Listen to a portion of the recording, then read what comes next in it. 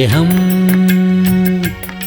ദിവ്യസ്നേഹം, സ്നേഹം,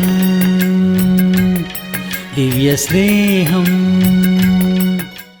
ബൈബിളിൽ 66 പുസ്തകങ്ങൾ ഉണ്ട്. അതിൽ 39 പുസ്തകങ്ങൾ പഴയ നിയമത്തിലും 27 പുസ്തകങ്ങൾ പുതിയ നിയമത്തിലും ആകുന്നു. ഏകദേശം 40 ഗ്രന്ഥകർത്താക്കൾ 1006 വർഷങ്ങളുടെ കാലയളവിൽ 3 വ്യത്യസ്തമായ ഭാഷകളിലായി ബൈബിൾ എഴുതുവാനിടയായി. അവർ പരസ്പരം കണ്ടിട്ടില്ല, സംസാരിച്ചിട്ടുമില്ല.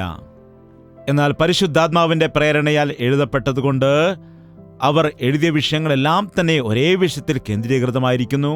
അതിൽ യേശുക്രിസ്തുവിനെ ഉയർത്തി കാണിക്കുന്നു. എഴുതപ്പെട്ടതായ ലേഖനങ്ങളിൽ ഒരു മാറ്റവും ഉണ്ടായിരിക്കുകയില്ല. നമ്മുടെ ദർശനങ്ങൾ, സ്വപ്നങ്ങൾ ഇവയിലെല്ലാം തെറ്റുണ്ടായേക്കാം. എന്നാൽ ദൈവവചനത്തിൽ ഒരു മാറ്റവുമില്ലാത്തതുകൊണ്ട് നാം ഒരു ദർശനം കണ്ടാൽ, ഒരു സ്വപ്നം കണ്ടാൽ, അല്ലെങ്കിൽ നാം ഒരു ഉപദേശം കേട്ടാൽ അത് ശരിയാണോ തെറ്റാണോ എന്ന് മനസ്സിലാക്കുന്നതിന് നീ ബൈബിൾ മനസ്സിലാക്കിയിരിക്കണം. ബെരോവയിലെ സഭയിലുള്ള ആളുകൾ പൗലോസും ശീലാസും പ്രസംഗിച്ചതിനു ശേഷം അവർ പറഞ്ഞതായ പ്രസംഗങ്ങൾ ശരിയാണോ അല്ലയോ എന്ന് അവർ പരിശോധിച്ച് നോക്കുമായിരുന്നു. എന്നാൽ ഈ അന്ത്യകാലത്ത് എത്രയോ ഉപദേശകന്മാർ ഇറങ്ങി വരുന്നുണ്ട്. ദുരുപദേശം പറയുന്ന ആളുകളുണ്ട്. അന്ത്യകാലത്ത് കള്ളപ്രവാചകന്മാർ വരുമെന്ന് വേദപുസ്തകത്തിൽ പറയുന്നുണ്ട്. അതുകൊണ്ട് ഈ അന്ത്യകാലത്ത് എല്ലാ ക്രിസ്ത്യാനികളും ബൈബിൾ വ്യക്തമായി മനസ്സിലാക്കിയിരിക്കണം. ദൈവത്തിനും നിനക്കും തമ്മിൽ ബന്ധം ഉണ്ടായിരിക്കണം. എല്ലാ ദിവസവും മുഴങ്കാൽ മടക്കി ദൈവസന്നിധിയിൽ പ്രാർത്ഥിക്കണം. ഉപദേശകന്മാരിലോ ദൈവദാസന്മാരിലോ ആശ്രയിക്കരുത്. യേശു കർത്താവിൻ്റെ മേൽ ആശ്രയിക്കുക. പ്രാർത്ഥിക്കുന്നതിന് വേണ്ടി ഞങ്ങളെ വിളിക്കുന്നത് നല്ലതാണ്. ഞങ്ങൾ നിങ്ങൾക്ക് വേണ്ടി പ്രാർത്ഥിക്കും. എന്നാൽ അതിൽ കൂടുതലായി നിങ്ങൾ ദൈവസന്നിധിയിൽ പ്രാർത്ഥിക്കുക. അത് ശീലമാക്കുക. നിങ്ങൾ ദൈവസന്നിധിയിൽ പ്രാർത്ഥിച്ചാൽ അവൻ കേൾക്കും. നിങ്ങൾക്കവൻ മറുപടി നൽകും. ദൈവത്തിനും മനുഷ്യർക്കുമിടയിലുള്ള മധ്യസ്ഥൻ ഒരുവനേയുള്ളൂ. അവനാകുന്നു യേശുക്രിസ്തുവാകുന്നതായ നരൻ. ദാനിയേലിന്റെ പുസ്തകം 5-ാമത്തെ അധ്യായം. ദാനിയേലിന്റെ പുസ്തകം 5-ാം അധ്യായം 1 മുതലുള്ള വാക്യങ്ങൾ. ബെൽഷസർ രാജാവ് തന്റെ മഹത്തുക്കളിൽ 1000 പേർക്ക് ഒരു വലിയ വിരുന്ന് ഒരുക്കി. അവർ കാൺകെ വീഞ്ഞ് കുടിച്ചു. ബെൽഷസർ വീഞ്ഞു കുടിച്ച് രസിച്ചിരിക്കുമ്പോൾ തന്റെ അപ്പനായ നെബൂഖദ്നേസർ യെരൂശലേമിലെ മന്ദിരത്തിൽ നിന്ന് എടുത്തുകൊണ്ടുവന്നിരുന്ന പൊൻവെള്ളി പാത്രങ്ങളെ രാജാവും മഹത്തുക്കളും അവന്റെ ഭാര്യമാരും വെപ്പാട്ടികളും അവയിൽ കുടിക്കേണ്ടതിനായി കൊണ്ടുവരുവാൻ കൽപ്പിച്ചു. അങ്ങനെ അവർ യെരൂശലേമിലെ ദേവാലയത്തിന്റെ മന്ദിരത്തിൽ നിന്ന് കൊണ്ടുവന്നിരുന്ന പൊൻപാത്രങ്ങളെ കൊണ്ടുവന്ന് രാജാവും മഹത്തുക്കളും അവന്റെ ഭാര്യമാരും വെപ്പാട്ടികളും അവയിൽ കുടിച്ചു. അവർ വീഞ്ഞു കുടിച്ച് പൊന്നും വെള്ളിയും താമ്രവും ഇരുമ്പും മരവും കല്ലും കൊണ്ടുള്ള ദേവന്മാരെ സ്തുതിച്ചു. തൽക്ഷണം ഒരു മനുഷ്യന്റെ കൈവിരലുകൾ പുറപ്പെട്ട് വിളക്കിനു നേരെ രാജധാനിയുടെ ചുവരിന് വെള്ളമേൽ എഴുതിയ കൈപ്പത്തി രാജാവ് കണ്ടു. ഉടനെ രാജാവിൻ്റെ മുഖഭാവം മാറി. അവൻ വിചാരങ്ങളാൽ പരവശനായി അരയുടെ ഏപ്പു അഴിഞ്ഞ് കാൽമുട്ടുകൾ ആടിപ്പോയി. മതി. ഇവിടെ ഒരു രാജാവിനെ കാണാം. രാജാവിൻ്റെ പേര് ബെൽഷസർ എന്നാണ്. ഇയാളെ രാജാവായിട്ട് അഭിഷേകം ചെയ്തതായ സമയത്ത് രാജാവായതിൻ്റെ സന്തോഷത്തിൽ ഒരു വലിയ വിരുന്ന് സംഘടിപ്പിക്കുകയാണ്. ഒരു വലിയ വിരുന്നൊരുക്കുവാൻ ഇടയായി. ആ വിരുന്നിലേക്ക് ക്ഷണിക്കപ്പെട്ടവരാകട്ടെ അവനുള്ള അധികാരികളും അവൻ്റെ ഭാര്യമാരും അതുപോലെ വെപ്പാട്ടികളും. അങ്ങനെയുള്ള എല്ലാവരെയും വിളിച്ചു കൂട്ടിയിട്ട് ഇവൻ വീഞ്ഞു കുടിക്കുകയാണ്. ദൈവം ചെയ്തതായ നന്മകളെ ഓർത്തുകൊണ്ട് ദൈവം അനുഗ്രഹിച്ചതായ സമയത്ത് ദൈവത്തെ സ്തുതിക്കുന്നതിന് പകരമായിട്ട് മനുഷ്യൻ അനുഗ്രഹിക്കപ്പെടുന്നതായ സമയത്ത് തിന്നും കുടിച്ചും ആഡംബരങ്ങൾ കാണിക്കാറുമുണ്ട്. നിനക്ക് സമൃദ്ധി ഉണ്ടായിരിക്കുമ്പോൾ, നിനക്ക് ആരോഗ്യമുണ്ടായിരിക്കുമ്പോൾ, നിന്റെ ആവശ്യങ്ങളെല്ലാം നടക്കുന്ന സമയം, നീ നന്മ പ്രാപിക്കുന്ന സമയത്ത് ദൈവത്തെ സ്തുതിക്കുന്നുണ്ടോ?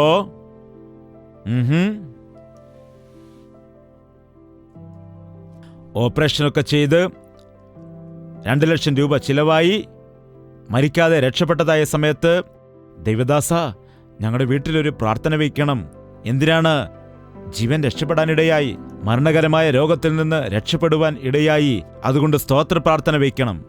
ആക്സിഡന്റ് ആയിട്ട് കാലൊടിഞ്ഞു പോയി കൃത്രിമക്കാൽ വെച്ചതിന് ശേഷം സ്തുതി പ്രാർത്ഥന വയ്ക്കും. മകന്റെ വിവാഹം നടന്നാൽ ചിലർ സ്തോത്ര പ്രാർത്ഥന വയ്ക്കും. എന്നാൽ എത്ര ആളുകൾ, ദേവദാസ, കഴിഞ്ഞ 10 വർഷമായിട്ട് ഒരു തലവേദന പോലും എനിക്ക് ഉണ്ടായിട്ടില്ല, ഒരു ഗുളിക പോലും ഞാൻ കഴിച്ചിട്ടില്ല, ഞാൻ ആരോഗ്യത്തോടെ ആയിരിക്കുന്നു, ദൈവം നല്ല ആരോഗ്യം എനിക്ക് നൽകാനിടയായി, അതിനുവേണ്ടി സ്തോത്ര പ്രാർത്ഥന വയ്ക്കാം എന്നാരെങ്കിലും പറയാറുണ്ടോ? ഒരു ഓപ്പറേഷൻ പോലും എൻ്റെ ശരീരത്തിൽ ചെയ്തിട്ടില്ല, എൻ്റെ ശരീരത്തിന് ദൈവം നല്ല ആരോഗ്യം നൽകാനിടയായി, എനിക്ക് ഇത്രയും ആരോഗ്യം നൽകിയ ദൈവത്തിന്, അവൻ്റെ കരുതലിന് നന്ദി സൂചകമായൊരു സ്തോത്ര പ്രാർത്ഥന വയ്ക്കുക എന്നാരെങ്കിലും പറയുമോ? കണ്ടില്ലേ, ദൈവത്തിലേക്ക് അടുക്കാത്തത് കൊണ്ട് ദൈവം നമ്മെ വിട്ടുകളയുകയാണ് ചെയ്യുന്നത്. നമ്മെ ഒരു രാജകുമാരനെ ആ കൊട്ടാരത്തിൽ വീട്ടുതടങ്കലിലാക്കാനിടയായി. അവിടെ നിന്ന് താഴേക്ക് നോക്കി ആരെങ്കിലും രക്ഷിക്കുമോ എന്ന് താഴെ ഒരു മനുഷ്യനെ കാണുവാനിടയായപ്പോൾ അയാളെ ഷെന്ന് വിളിച്ചപ്പോൾ അയാൾ കേൾക്കുന്നില്ല. രാജകുമാരന്റെ കയ്യിലൊരു സ്വർണ്ണ വാച്ചുണ്ട്. ആ വാച്ച് ഒരു താഴേക്കിടുവാൻ ഇടയായി. പെട്ടെന്ന് ആ മനുഷ്യൻ ആ വാച്ചെടുത്ത് പോക്കറ്റിൽ ഇട്ടിട്ട് പിന്നെ അങ്ങോട്ട് പരതി നോക്കുകയാണ്. മുകളിൽ രാജകുമാരൻ നിന്നിട്ട്, എടാ ഞാനാണ് തന്നത്, ഒരു നിമിഷം നീ മുകളിലേക്ക് നോക്കുമെന്ന് പറയുന്നു. ഇത് എവിടെ നിന്ന് ലഭിച്ചു, എവിടെ നിന്ന് വന്നുവെന്ന് മുകളിലേക്ക് നോക്കുന്നില്ല, വീണ്ടും അവിടെ പരതുകയാണ്. ഇത് എനിക്ക് കിട്ടിയത് നന്നായി എന്ന് വിചാരിക്കുകയാണ്. ഭൂമിയിൽ നിന്ന് കിളിച്ചു വന്നതാണെന്നാണ് വിചാരിക്കുന്നത് എന്നും പറഞ്ഞ് ഭൂമിയിൽ തന്നെ പരതിക്കൊണ്ടേയിരിക്കുകയാണ്. മുകളിൽ നിന്ന് നോക്കിയിരുന്ന രാജകുമാരൻ മുഷിഞ്ഞിട്ട് വീണ്ടും രണ്ടാമത്തെ കയ്യിലിരുന്ന വാച്ചും ഊരിയിടുവാനിടയായി. അപ്പോൾ ആ മനുഷ്യൻ അതും എടുത്ത് പോക്കറ്റിലിട്ടു. ഇപ്പോഴെങ്കിലും മുകളിലേക്ക് നോക്കണ്ടേ, ഇപ്പോഴും താഴേക്ക് തന്നെ നോക്കുകയാണ്. മുകളിൽ നിന്ന് രാജകുമാരന് കോപം വന്നു. അവിടെ ഒരു കല്ലുണ്ടായിരുന്നു, ആ കല്ലെടുത്തു. ആ കല്ലെടുത്തിട്ട് തലയ്ക്കിട്ടെറിയാനിടയായി. കല്ല് തല വീണപ്പോൾ തന്നെ അയ്യോ എന്നും പറഞ്ഞ് മുകളിലേക്ക് നോക്കി. ദൈവമേ എന്നും പറഞ്ഞ് മുകളിലേക്ക് നോക്കാനിടയായി. കഷ്ടതയുണ്ടാകാതെ ചിലർക്ക് ദൈവത്തെ ഓർമ്മയുണ്ടാകില്ല. ദുഃഖം വരാതെ ചിലർ ദൈവത്തെങ്കിലേക്ക് തിരിയില്ല. നഷ്ടം വരാതെ ദൈവത്തിന്റെ കാര്യം ഓർക്കില്ല. കണ്ടിട്ടില്ലേ, രോഗം വരാതെ ദൈവത്തെ ഓർക്കുകയില്ല, പ്രശ്നങ്ങൾ വരാതെ ദൈവത്തെ ഓർക്കുകയില്ല. അത് ശരിയായ രീതിയിലുള്ള ജീവിതമല്ല. നിന്റെ നല്ല സമയത്ത്, നിന്റെ ആരോഗ്യ സമയത്ത്, നീ ശുഭകരമായിരിക്കുമ്പോൾ, നീ ആനന്ദത്തോടെ ആയിരിക്കുമ്പോൾ, നിനക്ക് സമൃദ്ധി ഉണ്ടായിരിക്കുമ്പോൾ, നിനക്ക് സകലത്തെയും നൽകിയതായ ദൈവത്തെ നീ ഓർക്കണം. ഇവിടെ ബെൽഷസ്സറിന്റെ പിതാവായിരിക്കുന്ന നെബൂഖദ്നേസർ ദൈവത്തിനെതിരെ തിരിഞ്ഞിട്ട് അവസാനം പുല്ലു തിന്നേണ്ട ഒരു ഗതി വരാനിടയായി. അത് ബെൽഷസ്സർ കണ്ടതാണ്. സത്യദൈവം ആരാണെന്ന് അറിഞ്ഞവനാണ്. തന്റെ പിതാവ് ദൈവത്തിനെതിരെ തിരിഞ്ഞപ്പോൾ എന്താണ് സംഭവിച്ചതെന്ന് അവന് അറിയാം. ഇപ്പോൾ അവൻ രാജാവായി. എന്താണ് ചെയ്യേണ്ടത്? പിതാവിന്റെ ദൈവത്തെ ആരാധിക്കണം, ആ ദൈവത്തെ സ്തുതിക്കേണ്ടതാണ്.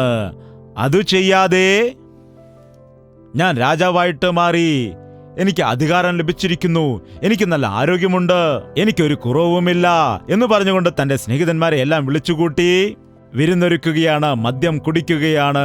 അതുകൂടാതെ ലഹരി പിടിച്ചിട്ട് ദൈവത്തിന്റെ ആലയത്തിലുണ്ടായിരുന്നതായ ഉപകരണങ്ങൾ കൊണ്ടുവന്നിട്ട് അതിലാണ് കുടിക്കുന്നത്. വിശുദ്ധമായ ദൈവത്തിന്റെ ആലയത്തെ അശുദ്ധമാക്കുന്ന ചില ആളുകളുണ്ട് ഈ കാലത്ത്. ദൈവത്തിന്റെ ആലയം അതൊരു ചെറിയ കുടിലാണെങ്കിലും, അതൊരു ചെറിയ മുറിയാണെങ്കിലും, അതൊരു ചെറിയ ഹാളാണെങ്കിലും, അതൊരു ഇടുങ്ങിയ ആലയമാണെങ്കിലും, അത് വിശാലമായ ഒരു ആലയമാണെങ്കിലും ഒരു കാര്യം മറക്കരുത്, ദൈവത്തിന്റെ ആലയം വിശുദ്ധമാണ്. പരിശുദ്ധി. നിങ്ങൾ ദൈവത്തിന്റെ ആലയത്തിലേക്ക് പോകുമ്പോൾ അത് വിശുദ്ധമായ ആലയമാണ്. പരിശുദ്ധാത്മാവായ ദൈവം സഞ്ചരിക്കുന്ന ഇടമാണ്. അത് വിശുദ്ധമായ സ്ഥലമാണ്. അവിടെ ജഡത്തിന്റെ പ്രവൃത്തികൾക്ക് ഇടമില്ല, അവിടെ ലോകത്തിന്റെ വ്യാപാരങ്ങൾക്ക് ഇടമില്ല. എന്നാൽ യേശുക്രിസ്തു ഒരു ദിവസം ആലയത്തിൽ ചെന്നിട്ട് പറഞ്ഞു, അയ്യോ, എന്റെ ആലയം സകല ജനങ്ങൾക്കും പ്രാർത്ഥനാലയമെന്ന് വിളിക്കപ്പെടും, എന്നാൽ നിങ്ങൾ ഇതിനെ കള്ളന്മാരുടെ ഗുഹയാക്കി മാറ്റിയിരിക്കുന്നു. ദൈവത്തിന്റെ സന്നിധിയിൽ അനുഗ്രഹമുണ്ട്, കാവൽ ഉണ്ട്. പിശാച് അവിടേക്ക് വരികയില്ല, എന്നാൽ കടന്നു വരും. എങ്ങനെയാണ്? നീ കാരണം. നീ തന്നെ കൂട്ടിക്കൊണ്ടുവരും, ആരെങ്കിലും ഒരാൾ കൊണ്ടുവരും. അതുകൊണ്ടാണ് ദൈവത്തിന്റെ സന്നിധിയിലേക്ക് വരുമ്പോൾ നിന്റെ പ്രവർത്തികൾ ജാഗ്രതയോടെ ആയിരിക്കണം എന്ന് ദൈവത്തിന്റെ വചനം പറയുന്നുണ്ട്. സത്യത്തിൽ ദൈവത്തിന്റെ ആലയം എന്ന് പറയുമ്പോൾ ഒരു കെട്ടിടമല്ല, നിന്റെ ശരീരമാകുന്നു ദൈവാലയം. നിന്റെ ശരീരം ദൈവത്തിന്റെ ആലയമാകുന്നു. എത്ര ആളുകൾക്ക് ഇതറിയാം? ദൈവത്തിന്റെ ആലയം നിന്റെ ശരീരമാകുന്നു. ഏതെങ്കിലും ഒരു മലയിലോ കെട്ടിടത്തിലോ പോയിട്ട് നമസ്കരിക്കേണ്ട കാര്യമില്ല. ദൈവത്തിന്റെ മക്കൾ എല്ലാവർക്കും ഒരുമിച്ച് കൂട്ടായ്മ ആചരിക്കുന്നതിന് വേണ്ടി, ഒരുമിച്ച് കൂടി വരുന്നതിന് വേണ്ടി ദൈവത്തിന്റെ ആലയം നമുക്ക് ആവശ്യമാണ്. ആ കെട്ടിടങ്ങൾ നമുക്ക് ആവശ്യമാണ്, അതിലൊരു സംശയവുമില്ല. എന്നാൽ ആ ദൈവാലയത്തിൽ നിന്റെ ശരീരം ദൈവാലയമാകുന്നു എന്ന വിഷയം മറക്കരുത്. നിന്റെ ശരീരമാകുന്നു. ആരെങ്കിലും എൻ്റെ ആലയത്തെ നശിപ്പിച്ചാൽ ഞാൻ അവനെ നശിപ്പിക്കുമെന്ന് ദൈവത്തിന്റെ വചനം പറയുന്നു. ഇന്ന് അനേകം ആളുകൾ അവരുടെ ശരീരങ്ങളെ ദൈവം കൊടുത്തതായ, അഴകുള്ളതായ, ആരോഗ്യമുള്ളതായ, അനുഗ്രഹീതമായ, ആശ്ചര്യകരമായ തങ്ങളുടെ ശരീരങ്ങളെ മദ്യപാനം കൊണ്ട് നശിപ്പിച്ചു കളയുന്നുണ്ട്, വീഞ്ഞു കുടിച്ച് നശിപ്പിക്കുന്നുണ്ട്. ഒരുപാട് ആളുകൾ എനിക്ക് ഫോൺ ചെയ്തിട്ട് പറയാറുണ്ട്, ഞങ്ങളുടെ പിതാവ് മരുന്ന് കുടിക്കാറുണ്ട് എന്ന്. ഞാൻ ചോദിക്കും, മരുന്ന് കുടിക്കുന്നത് നല്ലതാണല്ലോ, ഏത് മരുന്നാണ് കുടിക്കുന്നതെന്ന് ചോദിക്കും. മരുന്നെന്ന് പറയുമ്പോൾ എനിക്കെങ്ങനെ അറിയാം? മരുന്ന് കുടിക്കുമെന്ന് പറഞ്ഞപ്പോൾ ചോദിച്ചു ഏത് ടോണിക്കാണെന്ന്. ശരീരത്തിന് ആരോഗ്യത്തിന് ആവശ്യമായ ഏതെങ്കിലും ടോണിക്ക് കുടിക്കുകയാണെങ്കിൽ, അതായത് ഇപ്പം വൈറ്റമിൻ ടോണിക്ക്, അങ്ങനെ ഏതെങ്കിലും ടോണിക്ക് കുടിക്കാമെന്ന് വിചാരിച്ചു. അപ്പോൾ പറയുകയാണ് ചാരായമാണെന്ന്. ചാരായം എന്ന് പറയുമ്പോൾ എങ്ങനെയാണത് മരുന്നാകുന്നത്?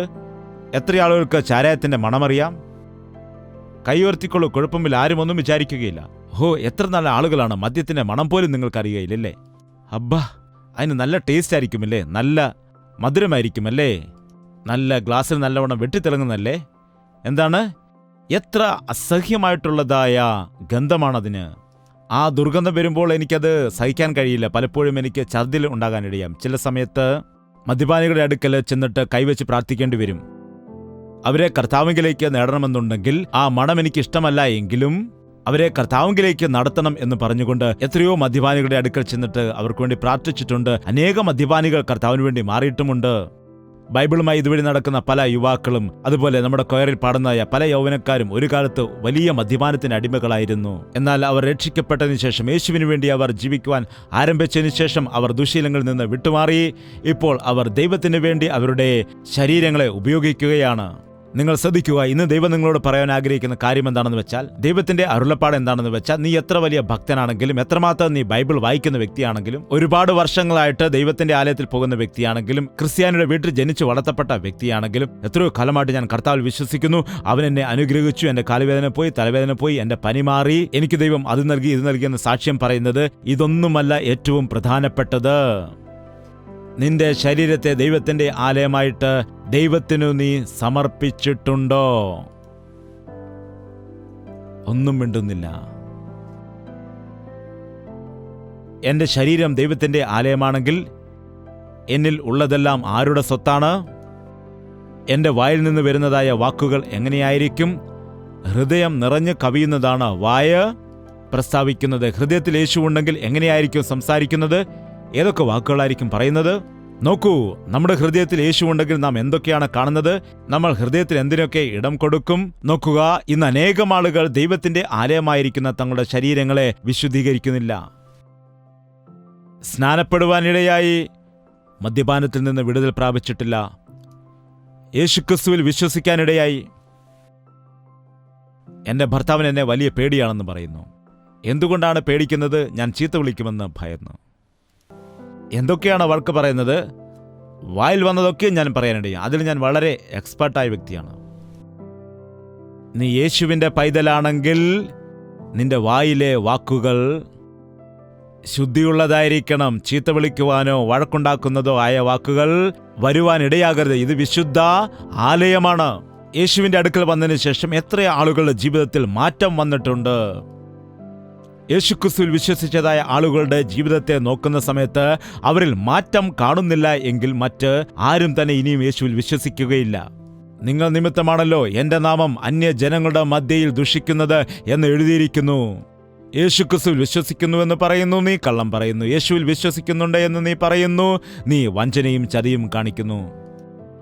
നീ ദുശീലങ്ങൾ ഉപേക്ഷിച്ചിട്ടില്ല. നീ യേശുക്രിസ്തുവിൽ വിശ്വസിക്കുന്നു എന്ന് പറയുന്നു, എന്നാൽ നീ രഹസ്യമായ പാപങ്ങൾക്ക് ജീവിതത്തിൽ ഇടം കൊടുക്കുന്നു. ജാഗ്രത, രഹസ്യമായിരിക്കുന്നതെല്ലാം വെളിപ്പെട്ടു വരുവാനിടയാകും. നിങ്ങൾ അറയ്ക്കുള്ളിൽ മന്ത്രിക്കുന്നത് പുറപ്പുറത്ത് ഘോഷിപ്പാനിടയാകും എന്ന് ദൈവത്തിന്റെ വചനം നമ്മെ പഠിപ്പിക്കുന്നു. നമ്മുടെ ശരീരത്തിൽ കർത്താവിന് ഇടം കൊടുത്തുകൊണ്ട് അവൻ്റെ ഹിതമനുസരിച്ചുകൊണ്ട് നാം ജീവിക്കണം. ഇങ്ങനെയുള്ള ജീവിതം നമുക്കെല്ലാവർക്കും കർത്താവ് നൽകുമാറാകട്ടെ. പ്രാർത്ഥന. പരിശുദ്ധനായ സ്നേഹമുള്ള ഞങ്ങളുടെ പിതാവേ, ഞങ്ങളുടെ മധ്യയിൽ നീ ഉള്ളതിനായിട്ട് നന്ദി കരയറ്റുന്നു കർത്താവേ. നിന്റെ മക്കളെ ഈ മീറ്റിംഗിലേക്ക് കർത്താവ് കൂട്ടിവരുത്തതിനായിട്ട് നന്ദി കരയറ്റുന്നു കർത്താവേ. സ്തുതിക്കുകയാണ് ഞങ്ങളങ്ങേ. ഓരോരുത്തരുടെയും മനസ്സെങ്ങനെയാകുന്നുവെന്ന് അറിയുന്ന കർത്താവേ, ഹൃദയത്തിന്റെ രഹസ്യങ്ങളെ അറിയുന്നതായ ദൈവമേ, ഞങ്ങളുടെ അന്തരംഗത്തിലെ സത്യത്തെ ആഗ്രഹിക്കുന്നതായ ദൈവമേ, നുറുക്കമുള്ളതായ ഹൃദയത്തെ നീ ഞങ്ങൾക്ക് നൽകണമേ. കപടതയില്ലാത്ത ഹൃദയം നീ ഞങ്ങൾക്ക് നൽകുമാറാകണമേ. ഞങ്ങളുടെ തെറ്റുകുറ്റങ്ങൾ നിന്റെ സന്നിധിയിൽ ഏറ്റുപറയുന്നതായ സമയത്ത് കർത്താവെ ഞങ്ങളെ വിടുവിക്കണമേ. കർത്താവെ ഞങ്ങളെ രക്ഷിക്കണമേ. കർത്താവെ ഞങ്ങളെ സഹായിക്കുമാറാകണമേ. കർത്താവെ ഞങ്ങളോട് ക്ഷമിക്കണമേ എന്ന് ആരൊക്കെയാണോ പ്രാർത്ഥിക്കുന്നത്, യേശുവേ അവരുടെ പ്രാർത്ഥന കേട്ട് അവരോട് നീ ക്ഷമിക്കണമേ. കർത്താവെ ഞങ്ങൾ പിരിഞ്ഞു പോകുന്നുവെങ്കിലും നിന്റെ ആത്മാവ് ഞങ്ങളെ പിന്തുടരുവാനായിട്ട് നീ സഹായിക്കുമാറാകണമേ. പുതുക്കം പ്രാപിച്ച ഹൃദയത്തോടുകൂടി, നന്ദി നിറഞ്ഞതായ ഹൃദയത്തോടുകൂടി, വിശുദ്ധമായ ഹൃദയത്തോടുകൂടി, പ്രാണൻ നൽകിയ കർത്താവിനെ സ്നേഹിക്കുന്നതായ ഹൃദയങ്ങളെ ഞങ്ങൾക്കെല്ലാവർക്കും നീ നൽകുമാറാകണമേ എന്ന് യേശു ക്രിസ്തുവിന്റെ നാമത്തിൽ അപേക്ഷിക്കുന്നു പിതാവേ. നമ്മുടെ പിതാവായ ദൈവത്തിന്റെ സ്നേഹവും പുത്രനായ യേശു ക്രിസ്തുവിന്റെ കൃപയും ആശ്വസിപ്പിച്ച് വഴി നടത്തുന്ന പരിശുദ്ധാത്മാവിന്റെ കൂട്ടായ്മയും സഹവാസവും നാം ഓരോരുത്തരോടും, നാം പ്രാർത്ഥിച്ച സകല വിഷയങ്ങളോടും, ഈ പ്രാർത്ഥനയ്ക്ക് വേണ്ടി ഹൃദയങ്ങളെ തുറന്നിരിക്കുന്ന എല്ലാവരോടും എന്നേക്കും ഉണ്ടായിരിക്കുമാറാകട്ടെ. ആമേൻ, ആമേൻ, ആമേൻ. യേശുവേ, യേശുവേ, യേശുവേ, യേശുവേ, യേശുവേ, യേശുവേ, യേശുവേ, യേശുവേ. നിന്നെ നിന്നെ എന്നും ഞാൻ സേവിക്കും, നീ മാത്രം രാജാവെന്നും. നിന്നെ നിന്നെ എന്നും ഞാൻ സേവിക്കും, നീ മാത്രം രാജാവെന്നും. യേശുവേ, യേശുവേ, യേശുവേ, യേശുവേ, യേശുവേ, യേശുവേ, യേശുവേ, യേശുവേ, യേശുവേ, യേശുവേ, യേശുവേ.